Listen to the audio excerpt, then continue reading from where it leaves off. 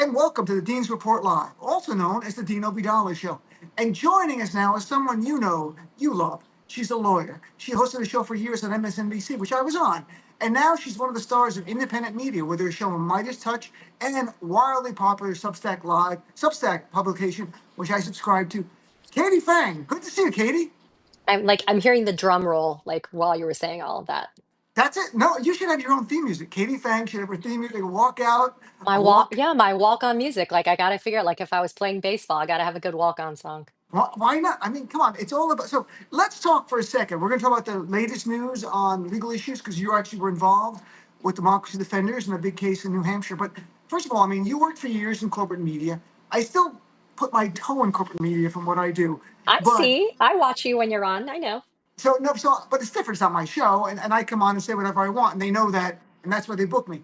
But I don't know what it was like being there full time, being a host of this show, and now compared to independent media. Like, how different is it for in terms of what you can talk about, your selection of topics, your freedom, so to speak?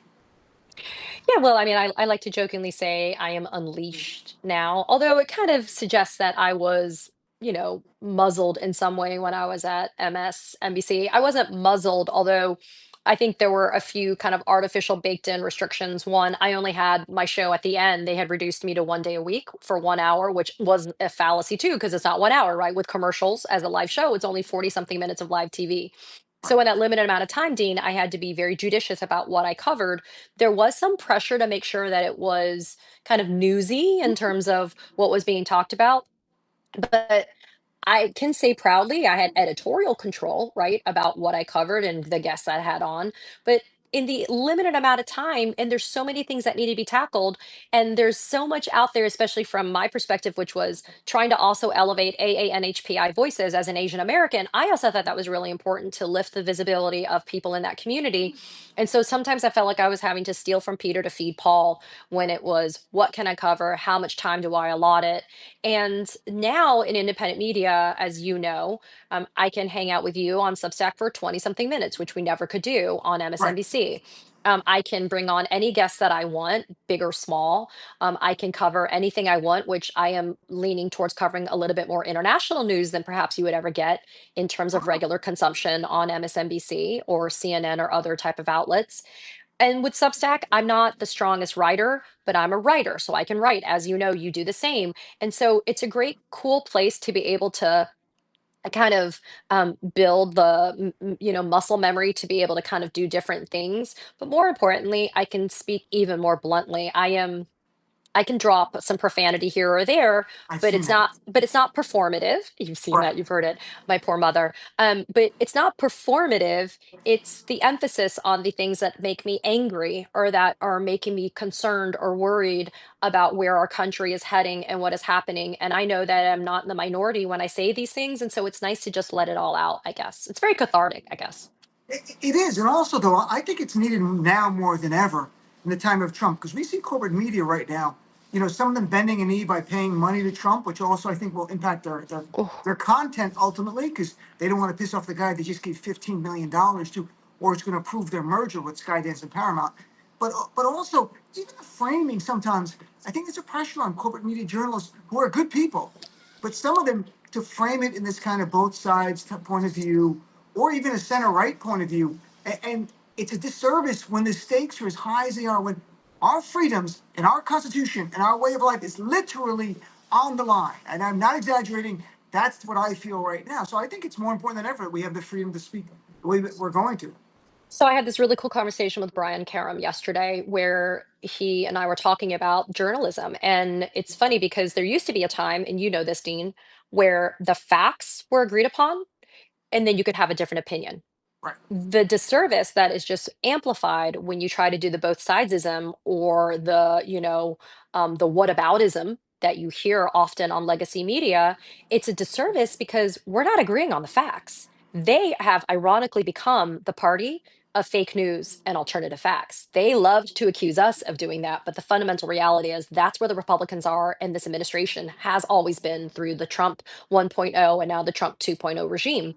And so I don't see what value add is provided when you platform somebody who's going to sit there and take up valuable airtime by lying to the American people. You can never, ever effectively rebut them in the way that makes sense. And so for me, my frustration was no, I don't have to give airtime to someone else that I know is going to lie to the people that are tuning in to listen for the truth.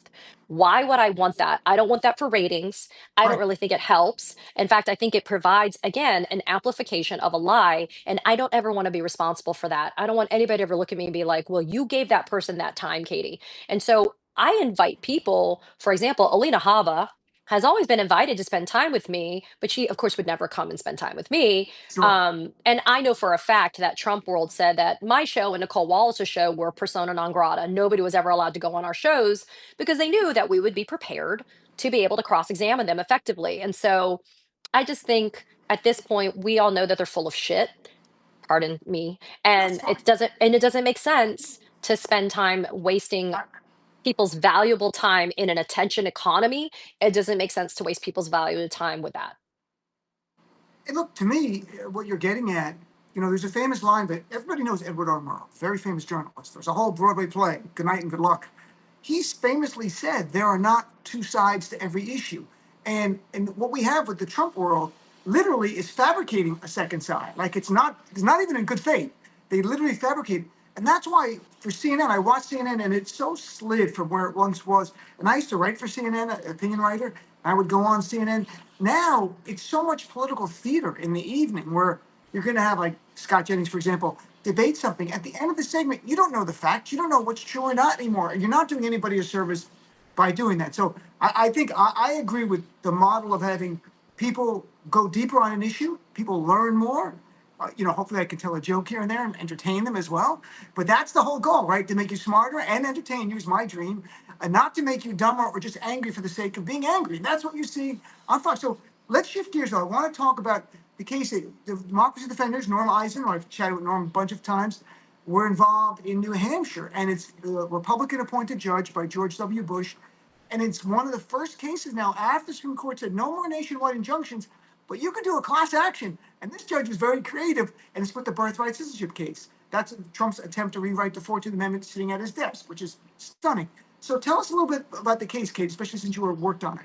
So, one of the coolest things about leaving mainstream media was not only coming to hang out with people like you and everybody here in the Substack community, but it was also to go work for an organization called Democracy Defenders. Norm Eisen wooed me to go and spend time with him. It was not hard for him to convince me to do this. And part of me working with Democracy Defenders is to not only handle the court of public opinion, but to also Mhm. deal with stuff in court. I am a trained attorney, I am a trial lawyer. That's what I've done for more than 25 years of my life.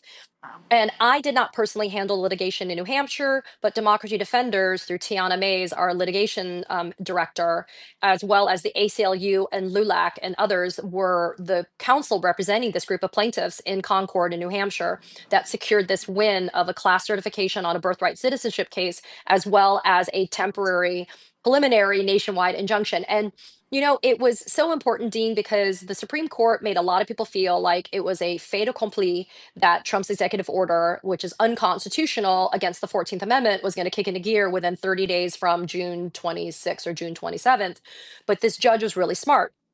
One, the judge actually narrowed the class of people that are a part of this class action to the babies that were either born on February 20th of 2025, which was within the window of the executive order, or babies that will be born. And the judge smartly tracked the language of the executive order. So he pretty much has made it kind of foolproof when it goes up on appeal, right? It's this idea of making it having less room to attack.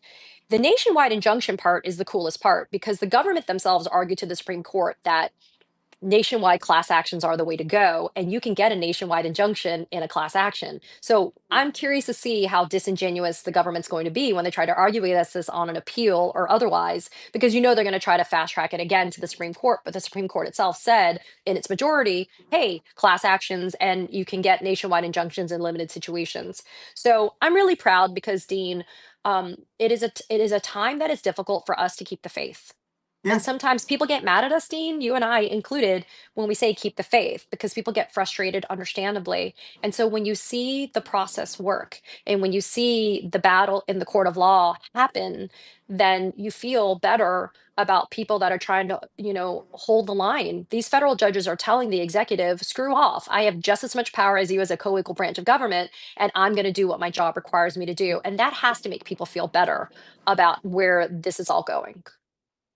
Look, I had Glenn Kersner on yesterday, who you know Glenn well, and he's a former federal prosecutor, and made the case to the audience that you hope with the court rulings it gives people some like inspiration. The idea that people are fighting, no matter what. We're not going to win all the cases. That's life. But we're going to fight, fight, fight, fight. And I know people have concerns with some of our Democratic elected officials in Congress. We can all name the same 20 who are fighters. It's like, but there's 260 Democrats in the House and the Senate. Why is it the same 20? Some people are just not situated for this time. That's the reality. And some are going to have to be primaried, or some's going to have to let others rise up and do the fighting. But in the courts, I think it's important. And so to me, and getting back, I want to touch on one quick thing here: the substance of this. The idea that Donald Trump could rewrite and end birthright citizenship, the nation we would have then, where one state, if you're born there, you're a citizen, but in a red state, you're not, and how this plays out, where children are born stateless, and you go to a red state and your citizenship is not recognized because you're born in New York, where you recognize birthright citizenship. This is completely untenable. And I think back to Katie, remember the 14th Amendment, Section 3 case? Supreme Court said you can't have inconsistent things where they're trying to throw a presidential candidate off the ballot, and one side says they're on the ballot, and the other says no. We can't do that. Well, if that was just the ballot, this is citizenship. You're making people stateless if you allow this. This cannot be allowed. And this is not political. This cannot be allowed. The United States can't function with some who are stateless and some are actually are citizens of the United States just where you're born in what state. Yeah, and Trump is the king of overreach. That is kind of his one of his brands is the overreach. And, he could have picked something else to go after, but it also fits with the bigger picture mission, which is to whiteify this nation. The white Christian nationalism is the idea. And so if he can do something like say that he can overrule a constitutional amendment and say, well, my executive order trumps, no pun intended, or maybe pun intended, that 14th Amendment, and it's very obvious, Dean. He only wants to make sure that certain people are of a certain class or a certain group. He wants to, boot everybody out of this country that is brown. He also is going after Asians as well. I mean, even Canadians are dying in custody and ICE. I mean, it is not, it is an amazing, like, so transparent thing that he is doing. So, to your point, I had a great conversation with George Conway on my YouTube show where George is like, we have to litigate everything to the hilt. Even if we lose, you have to litigate it because we have to continuously make a record for history. For people when they look back and they look at all of us and they ask, and I think about my daughter who's 10, and I literally say, no bullshit. I never want my kid to ever look back at this time and say, well, what did you do, mom? What did you do to make it better, to make a better world for me? And I would be ashamed to be sitting on the sidelines, which was part of the reason why I left MSNBC. I was in the midst of a contract.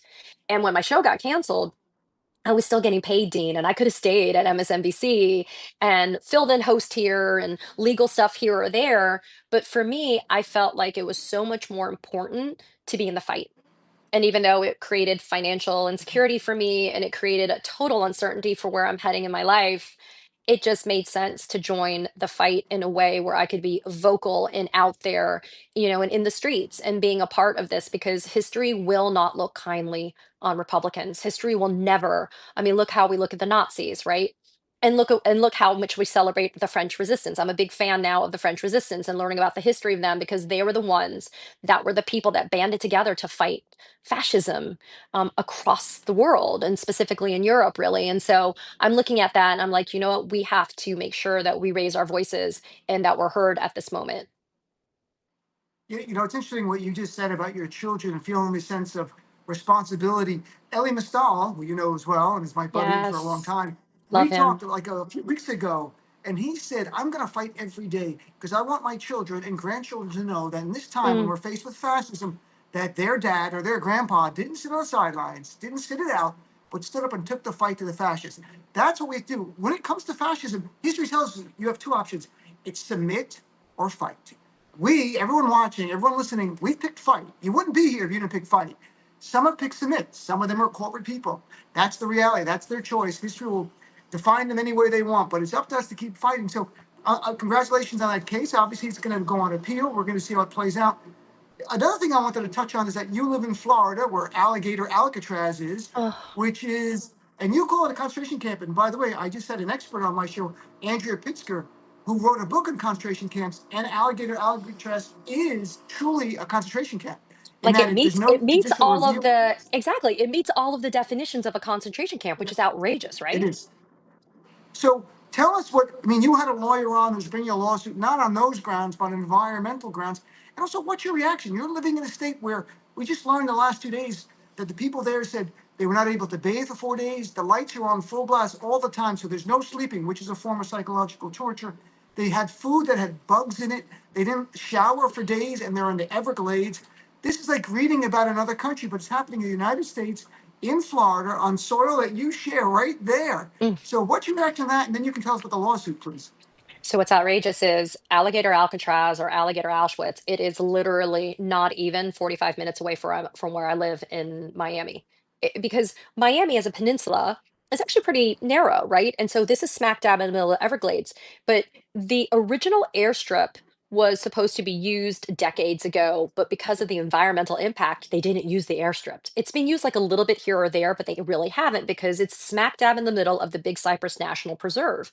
And so the reason why I wanted to have this guy Scott Hyson on, who footnote his dad Carl Hyson was a very well acclaimed local journalist at the Miami Herald who has gone on to write fantastic thrillers and books. But Carl has always been an advocate for the environment, especially the Everglades. So Scott's lawsuit, it was the only lawsuit so far, Dean, against this alligator Wow. Alcatraz. And his angle was the environmental angle. His clients are the Friends of the Everglades and another environmental group, but it's ingenious because even though DeSantis says this is a state detention facility, we all know he's doing it to kiss the ass of Donald Trump. But there are literal rules, federal laws that are being violated by constructing this detention facility in the middle of the Everglades. There has been no environmental studies done that are required to be done to determine the impact not only on the wildlife, but on the water runoff. I mean, you have people that are relying upon the Everglades for their water here in Florida. We've been keeping our eye on whether some local native tribes might be interested in bringing a lawsuit as well. But technically, this Mhm. land is owned by Miami-Dade County. And so we've also been looking at our mayor to say, why you not do anything? But they, as in DeSantis, declared a bullshit emergency 2023. He says illegal immigrants were overrunning our state. So he declared a bullshit emergency. And then he and his Republican cronies, and this is why, Dean, people have to run for local office. This is so important. DeSantis and his Republican cronies passed Florida statutes that called him the chief immigration officer. And it gave him the power to be able to seize private property, like he has now done, to be able to use it to assuage the quote emergency. And so we have our own little mini king going on here with DeSantis. And so that's how he's seized this land, which is why this lawsuit is important because it's pushing the state and the federal government to have to come to their positions under the law as to who's controlling it, who's constructing it, who's dealing with it, and we're all watching this very carefully down here. It's unbelievable. And interesting as an aside, I've spoken to the governor of New Jersey many times, Phil Murphy, and I said, look, you're the governor. You have eminent domain. Why don't you just condemn Trump's golf course? Put a turnpike exit right through the middle of it. Say, sorry, holes 5 and 7 are now closed because we have a turnpike going through it. And he laughed and he goes, I'll give it some thought. But every time I have him on, I'm like, have you given him more thought? I mean, you really have eminent domain. Let's screw with this guy. I almost said something else. I didn't want to curse there. So look, this is a nightmare situation, and you invoke the Nazis, and I think, look, it's not about comparing MAGA to the Nazis 1 to 1. The Nazis are a unique form of evil. It's about a playbook. It's a fascist playbook, and they use it. The dehumanization of a group of people, in this case, immigrants, what Mm. they're doing with here in America is the same they did with Jews and dehumanizing there. And as the expert on concentration camps made clear on my show, it doesn't end with migrants, and everyone has to be aware of that. It begins with the vulnerable, and then it expands to political opponents. It expands to people in the media. Anyone who does not bend a knee to Trump ends up in a camp somewhere, and they have $45 billion in this new bill to build more camps. So it's deeply concerning. The dehumanization is always the plan, it's the strategy, right? And the other critical part about it is that's why I feel like we need to actually have more of an international news discourse, because I feel like we have so much to learn in history from other Right. countries, what they have gone through, the battles they have had with autocrats and dictators and communists and fascists. And I think that, to your point, they don't just stop with the immigrants or the migrants. They'll keep on finding the others, right? They'll label all of us the others, and in doing so, we are not human anymore. We are vermin. We are able to be exterminated and eliminated. And, it's one thing to kind of snatch people off the street and ship them out in the dead of night on a plane to another country.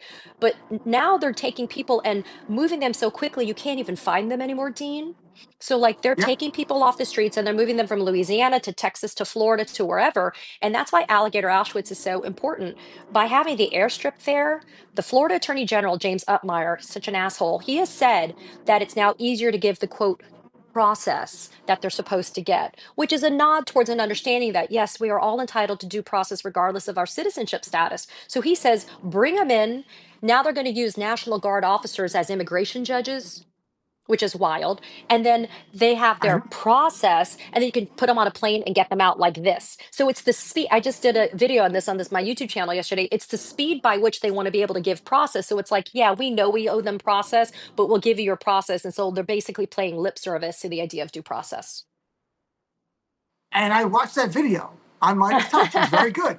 And you made me aware of that. So I'm not kidding. Like, I'm always consuming news everywhere and from people I like, who I respect, and I learn things from you. Last thing I want to touch on is the Jeffrey Epstein case. Oh my And I've lord. had a lot of people comment it from different points of view. Frank Figluzzi, who again, who you know, was on yesterday, Frank. raising national security issues about there's really evidence that he may have been connected to foreign intelligence agencies. But I'm not talking about that with you. I just want to say, like, that was jarring. And then I did some more research because I thought that was some kind of bizarre rabbit hole theory. I'm like, oh my God, there's something there.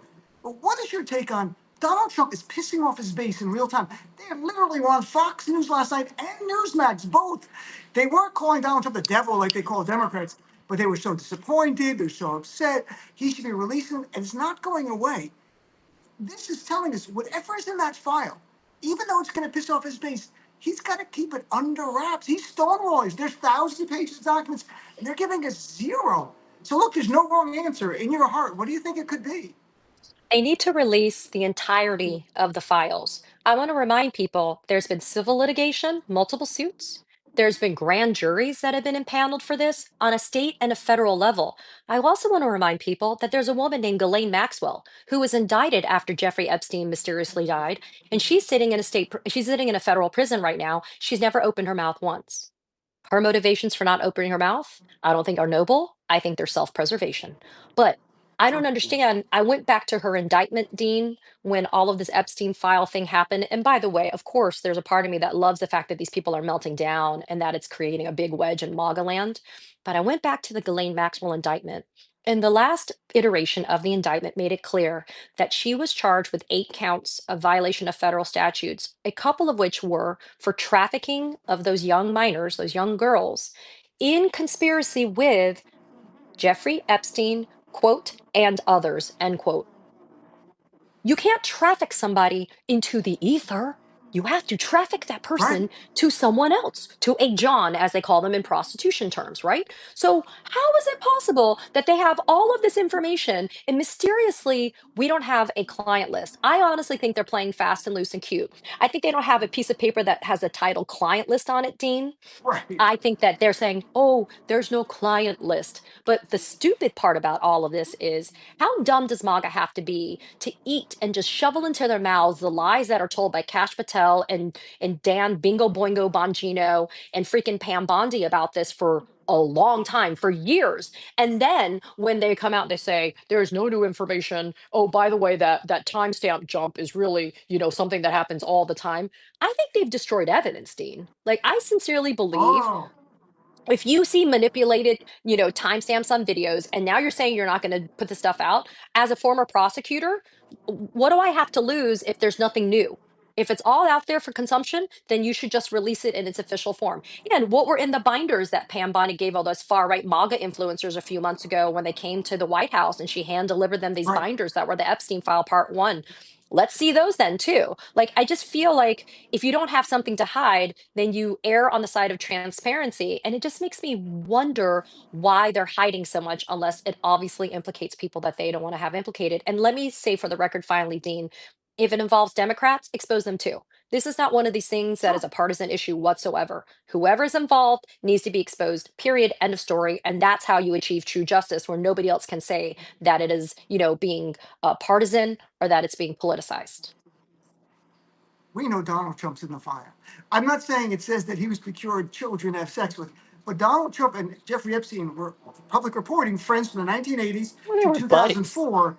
And that's when the first evidence came out that he was being investigated, Jeffrey Epstein. So Trump pulls away. But they were buddies in the heart of where the indictment is. Jeffrey Berman, the U.S. attorney, said 2002 to 2004. That's where the indictment was. The girls were sex trafficked. Trump and Epstein were buddies then. But look, we're going to find out what it is. I will say, I love the fact that in the DOJ memo, first line, it says transparency. And at the end, how many documents of the thousands they're going to release? Zero. That's not transparency. That's George Orwellian transparency. That is war is peace, strength, the idea of ignorance is knowledge. But before I let you go, Katie, I know you have your Midas Touch, you have the Substack, obviously. Where can people follow you? Blue Sky, where do you want to go? Yeah, so I'm on all the social media platforms. On Substack, I'm at Katie Phang, and my Substack I write under Law and Disorder Rights, but that's all in the same thing. And then my YouTube is where I kind of do the longer form, either interviews with newsmakers and lawmakers, and on my own, and that's Katie Phang News. So it's at Katie Phang News on YouTube, and I appreciate all of the support. It's been a very cool but scary transition, right, to leave that space and to come over, into independent media, but I always say the water is warm, everybody's welcome. And the cool thing is, there really is space for everybody because we all have different backgrounds and we all have different journeys. And those experiences are informing the way that we interact with everybody in this community. So I always appreciate the support that I get because everybody is just very cool and very kind. And it's great. And I see the support, and you deserve it. And I just want to throw a plug in for me because I'm needy. Please subscribe to my Substack. It's free. It's always free. Nothing is for pay. Nothing. I'm just needy. So if I have more subscribers, I feel better about myself. I know I should go to therapy, but instead I do Substack Live and talk to Katie Fang as my therapist. Katie, thanks for being on. I'm going to beg you to come back on in a month or so. It was really great chatting with you. Congratulations. Anytime. And good luck. Anytime. Look forward to chatting with you in the future, my friend. And thanks, everyone. Thanks for tuning in, everybody. Thanks, Have a great day. everybody. Take care.